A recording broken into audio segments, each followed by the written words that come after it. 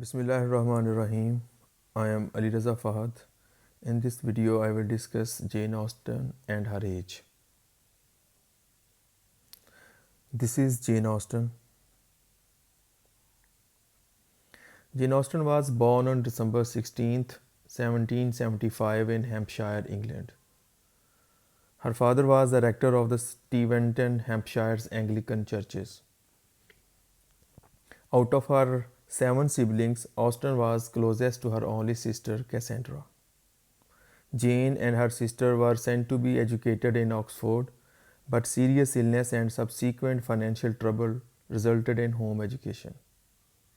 At home, they learned how to speak French and Italian and play the piano. The household was lively and bookish. There they read from her father's extensive library. The family also enjoyed writing and performing plays and charades for evening entertainment. It was for the family circle that Jane first wrote high-spirited satires, some of which later became novels after numerous and careful rewritings. Young Jane attended balls, loved the country parties, long walks, and had many friends. At the age of 20, she fell in love with an Irishman, Tom Lefroy, but Lefroy's family sent him home to avoid marrying a clergyman's daughter. At age 27, when the wealthy Harris Bigwither proposed and Austen accepted. But she turned him down the next day because she realized she was not in love with him. Although she got a great deal of marriage proposals, Jane Austen never married. In 1800s, Jane Austen's father decided to retire and move the family to Bath, a sea resort. In 1806, Jane, her sister, and mother moved to Chawton, where she received her earlier manuscripts for Pride and Prejudice and Sense and Sensibility. Jane Austen lived a quiet and uneventful life, except for the 4 years spent in Bath and Southampton, and rare visits to England. She lived entirely in the countryside. All of Jane Austen's work was published anonymously while she was alive. Pride and Prejudice was credited to the author of Sense and Sensibility, whereas Sense and Sensibility had been credited as by a lady. She wrote 6 novels, which are Sense and Sensibility, Pride and Prejudice, Mansfield Park, Emma, Northanger Abbey, and Persuasion. Jane wrote short fiction including Lady Susan, and as well as poems, plays, prayers, and letters. Jane Austen had 3 volumes of fiction stories titled Juvenilia. King George IV invited Jane to Prince London's home and asked her to dedicate a book to him. Emma was then published and dedicated to the prince. These are the illustrations of Jane Austen's novels covers. A sudden illness, possibly Addison's disease, made her stop work on the novel's edition. She died on 18th July 1817 in Winchester, where she went to receive medical care. She was buried in Winchester Cathedral. This is Jane Austen's writing table. This is Jane Austen's watercolor produced by her sister Cassandra. This is Jane Austen's Chawton House, where she used to live. Style and themes of Jane Austen's writings. Countryside and middle class country society are taken as privileged setting and social background in her novels. Jane Austen's literary style relies on a combination of parody, burlesque, irony, free indirect speech, limited range, and a degree of realism. Her novels are often characterized as country house novels or comedy of manners. They also include fairy tale elements. Conventional plot pattern which revolves around the experiences of a young heroine. In her novels, we find acute characterization and psychological study of characters who reveal themselves through dialogues. As far as her themes are concerned, some major themes are such as presence of a strict moral code based on decorum, moralism, authentic faith, class, property, money, love, marriage, individual, and society. Endings of Jane Austen's novels are usually happy ones. All her novels end in the marriage of a hero and heroine. The Regency period. Between 1811 and 1820, King George III was deemed unfit to rule. His son, later George IV, was instated to be his proxy as Prince Regent. This is King George IV. The term is often expanded to apply to the years between 1795 and 1837. In this sense, it can be considered to be a transitional period between Georgian and Victorian eras. The era was distinctive for its architecture, literature, fashions, and politics. Social class system of Regency era was divided into three classes. Top of the structure was royalty, then comes aristocracy, then upper class gentry, middle class gentry, and the working class as the lowest. Upper class, old hereditary aristocracy and new landed gentry who had come into money through commercial enterprise and ascended from the middle class. Upper class controlled England's politics as well. Middle class consisted of merchants, professionals, business owners. Then comes working class as the lowest. It consisted of agricultural workers, factory workers, mine workers, maids, servants, housekeepers, soldiers, etc.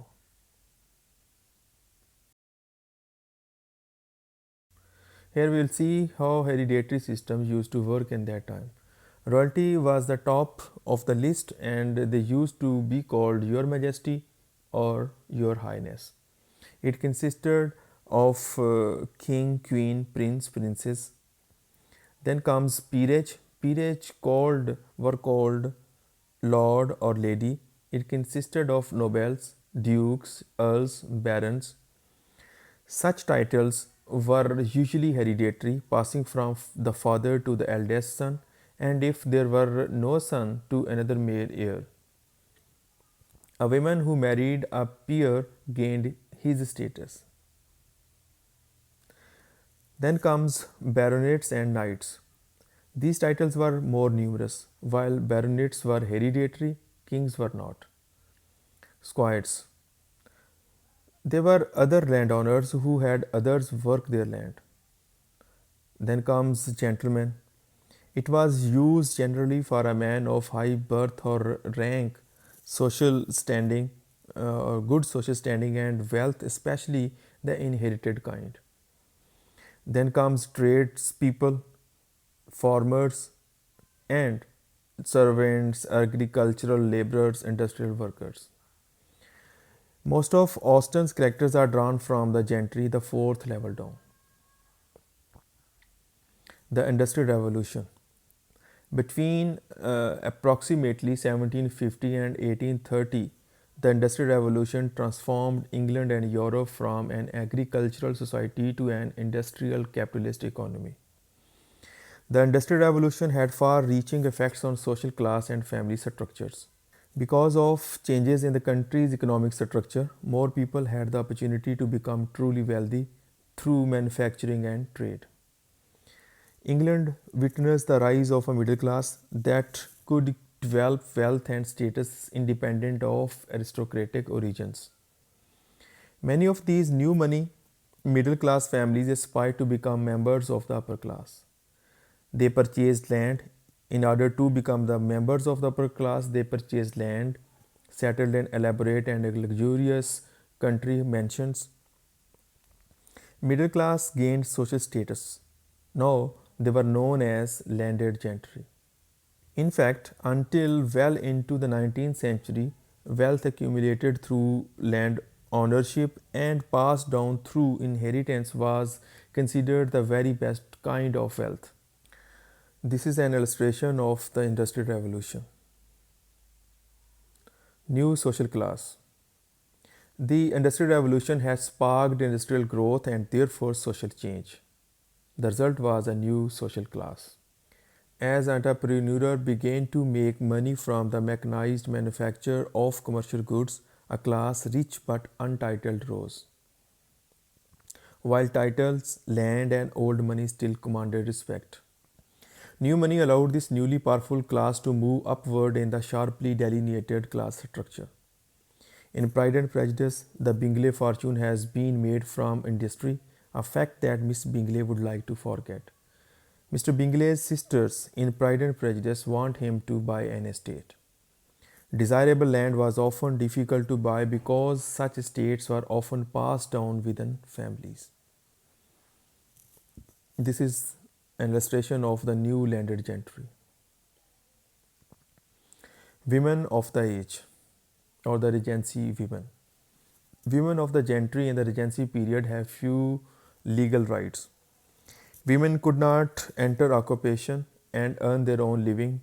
One might become a governess, but this job paid little and was similar to a servant in status. A few middle class women did right, like Jane Austen, but they seldom made enough money to live on, and few women inherited wealth. After a father's death, his land and possessions often passed to a male heir, either a son or another male relative, leaving his wife and daughters entirely at the mercy of other male family members. This law was called entailment in that time. Marriage was the only way for a woman to determine her financial security. Women devoted themselves to attracting a husband. Female preoccupation with marriage, such as Mrs. Bannard's obsession of marrying off her daughters, was not only a social preoccupation but a necessity for women who wanted to maintain a comfortable lifestyle for themselves and for their daughters. A well rounded education was not essential since women would remain at home. Few middle class women could choose not to marry or to marry simply for love. Income was the first consideration in this regard. To attract a husband, women of the gentry were expected to accumulate a list of accomplishments. These accomplishments were like being skilled in needlework, music, foreign languages, and art. To prepare for her role as wife, mother, and hostess, a gentlewoman was expected to master intricate rules of etiquette, including detailed rules for making social calls and accepting guests. Women who did not marry did not have a clear role in society. They were called spinsters. They might at best be relegated to running the household of an unmarried brother. Jane Austen herself never married. When her father died, she lived off money provided by her brothers. The marriage market. After a short Easter holiday, when Parliament adjourned and families returned to the country, the party season began. These parties revolved around the deadly serious business of marrying off the young girls of the family to eligible and wealthy young men in what some refer to as the marriage market. A girl's first season marked a dramatic turning point in her life. Until she was 17 or 18, she was not considered socially alive. At dinners, when guests were present, she did not speak unless spoken to, and then it was only to answer questions yes or no. When a girl came out, it meant she was formally presented and was ready to embark on an extraordinary round of balls and dances and other festive affairs. When Lady Dorothy Neville came out in 1849, she attended 50 balls, 60 parties, 30 dinners, and 25 breakfasts. All this was with a serious goal in mind. If a girl did not get married within 2 or 3 seasons, she was considered a failure. At 30, a hopeless permanent spinster. Social manners of Regency era. Regency's social manners were all politeness and gentility. There was protocol for every social interaction. It is necessary to address others as Mr. or Miss, never using his or her first name. Regency balls. Balls or dances or parties offered social opportunities for young people to mix and mingle and converse in an acceptable fashion. Since a dance would last for half an hour, the dancers had ample time to converse, flirt, and even touch one another in an accepted manner. A gentleman would, of course, never ask a young lady to dance unless he was first introduced to her. During this era, people were often judged for their ability to dance skillfully, and a gentleman was pressured to cut a fine figure on the dance floor. This is an illustration of Regency ball. Rules for the ladies or etiquettes for the ladies.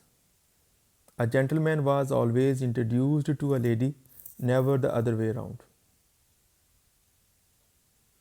An unmarried under 30 lady must never be in the company of a man without a chaperone, except for a walk to church or to park in the early morning.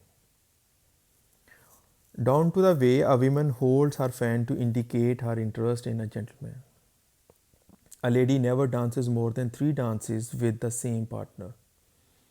A lady should never fail to acknowledge someone after encountering them socially unless it is absolutely necessary. She used to grab her hoops or lift her skirts higher than is absolutely necessary to go upstairs. Sit with her legs crossed, show bare ankles or hands in public. Rules or manners for the lads of the time. If you meet a lady who is a good friend and who signifies that she wishes to talk to you, you turn and walk with her if you wish to converse. You do not make a lady stand talking in a street. A social inferior is always introduced to a superior and only if the latter allows the introduction. In the 1800s, a young man was not permitted to speak to a young girl even if they knew her unless she acknowledged him. Girls were expected to curtsy and boys were expected to bow. Thank you very much.